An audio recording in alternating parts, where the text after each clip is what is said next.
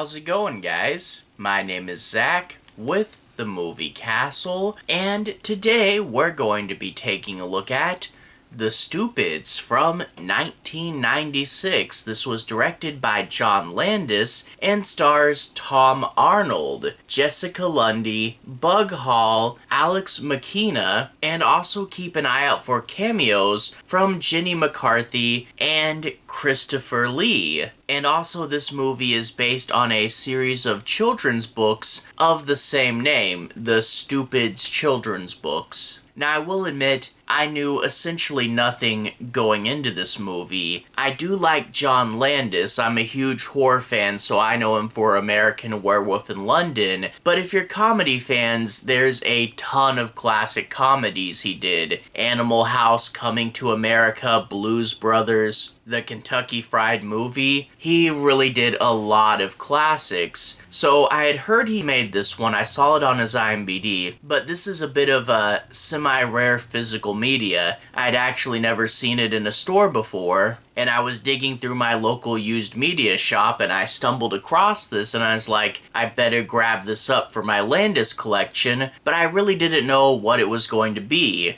Although in retrospect I should have, from the title. This is a very stupid movie, and I feel like that sounds like something that should go without saying, but no, this does need to be said. You guys may know stupid movies. Dumb and Dumber, Hot Tub Time Machine, stuff like that, but this is a whole other degree of stupidity, and this is a case of it's a weird assignment, but the movie knows what its assignment is, and leans super hard into that, and it's not going to be for everybody. If you're someone that rolls your eyes at kind of stupid stuff in comedy movies, this movie could be absolute torture for you, but to be honest, I wound up really enjoying it. If you're kinda going through a hard time, if you need something to lift you out of a funk, if you just want to turn on the TV and watch the absolute dumbest thing you possibly can, that's where this movie comes in. And if you lean into it, if you let it, this can be a super enjoyable time for you. And I know that while not everybody talks about it, I mean, compared to all the other crazy stuff that John Landis did, this is a bit of a footnote, but I know that especially if you were kids in 1996, you might have a soft spot for this movie, and it does have a bit of a cult following. So, a bit underrated. If you haven't seen it and the idea of the dumbest possible movie ever sounds like something fun for you, well, for real, check this one out. Again, to the wrong crowd, this will be absolute torture, but to the right crowd, this is really fun. But what's the movie about? Well, in this movie, we're introduced to the Stupids family. We get the mom, dad, and the two kids there, and their, of course, primary trait is they're absolutely unbelievably stupid. There's some really fun visual gags in this movie, like they wake up in the morning and they have their feet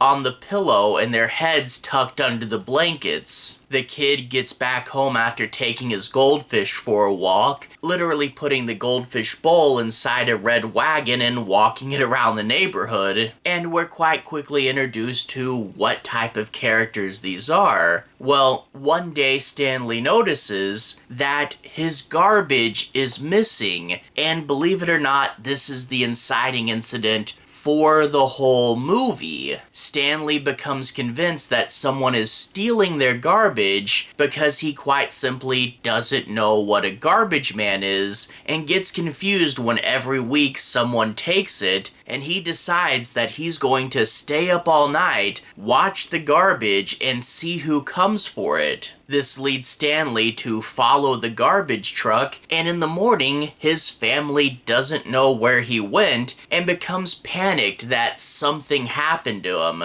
The mom will go one way, the kids will go the other, and they start to invent this overly elaborate conspiracy theory in both why someone would want the garbage and who's after them. And it gets to be this weird, convoluted thing that really should be a mess, but then they do this scene where they kind of explain what they think's happening, and you get like a fantasy that takes place inside Stanley Stupid's head, and you realize that's actually not as messy as you think it would be. It's a bizarre and out there plot, but it has a strange sense of structure. It's really weird. The movie itself, though, does bounce around a lot. I don't know how it holds its shape as well as it does, but we do go from strange and bizarre bit to strange and bizarre bit, and the jokes are funnier than you think they are. To write stupid well, you do have to be kinda clever, and there are a few jokes that will definitely stick in my head. The wife is convinced that the policemen are after her, so she sees a wig shop, and she goes, I can get a disguise from there, and she comes out of the wig shop, not just with a wig on her head, but literally a bunch of wigs stuck all over her body, and she looks almost like Bigfoot or something. The dumb idea of if one wig is a good disguise, then 20 wigs must be a great disguise. There's a really good pun where the kids wander into a Chinese restaurant, and they're convinced that the Chinese restaurant has kidnapped their parents, and yeah, this is the kind of movie where that somehow makes sense, and there's this really, really good pun there where the waiter says, I recommend the cashew chicken, and the kids say, you'll get the cash when we get our parents back, and don't call us chicken. That's a super clever pun, and it's been sticking in my head for a while. I won't spoil it, but the that's a well-made shoe scene and the scene in the planetarium are some absolutely classic sequences, and I love how crazy and bizarre this movie can get. Tom Arnold, of course, is giving this movie his all. He really knows the assignment, and much like Landis, he is super leaning into it. He has a scene where he's disguised as a bush, and he gets way too much into character, where when he realizes he has hands and feet, he gets freaked out that he's a bush with hands and feet. But it's not just Tom Arnold. The whole family gets involved. The wife is really funny. They give her this big poofy dress with this giant bow on the back, and they get her to do some slapstick as well. And even the kids really lean into it, and we get some good gags with them.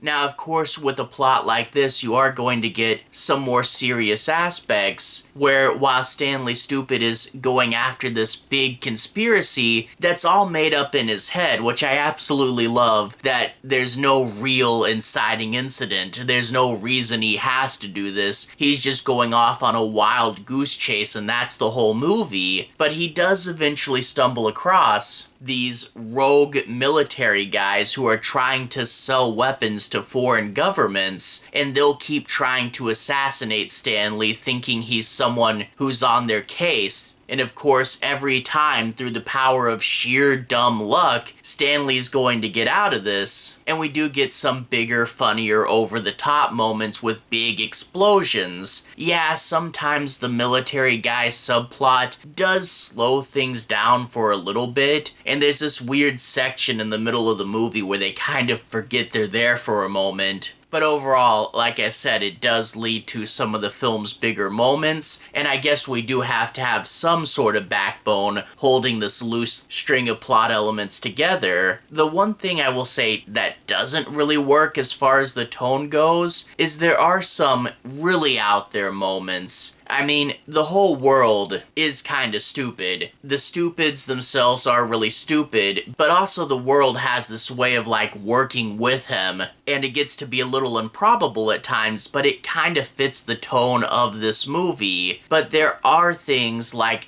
he has a claymation cat and dog that are just like weird animated characters that are only in the movie ever so slightly, but boy do they not feel like they fit. I guess it's to draw in the kid audience because this is actually a family-friendly movie, but them and the alien characters really feel like something that doesn't belong here, but whatever, we're doing it anyway. I would have probably either cut them or used them more so they felt like part of the actual movie. Whatever though. Again, this isn't like an absolute classic, and when you talk about John Landis's best comedy movies, yeah, everyone's gonna be talking about much bigger titles, but again, I feel this movie serves a very specific place. There are times in your life where you're going to want a movie like this, when things get really hard or things get a little bit too real, when you need that break from reality, and you want something like The Stupids. The Stupids is here for you. Sometimes you need the dumbest thing possible, and that's what this is. Absolute stupidness. But isn't that what it says on the box, right? So I can definitely recommend it to the right crowd, knowing what it is. If you need a dumb movie, this is a dumb movie. Check it out. You might really need it. Anyway though, to everyone who's watched so far, thank you for watching. To everyone who's liked and subscribed, thank you. You really are helping the channel out. If you guys want to see me talk about more movies kinda like this, I'll leave a relevant playlist down here. You can click there and see more. Anyway, have a good day. I'll see you guys again very soon. Playlist here. Have a good day now.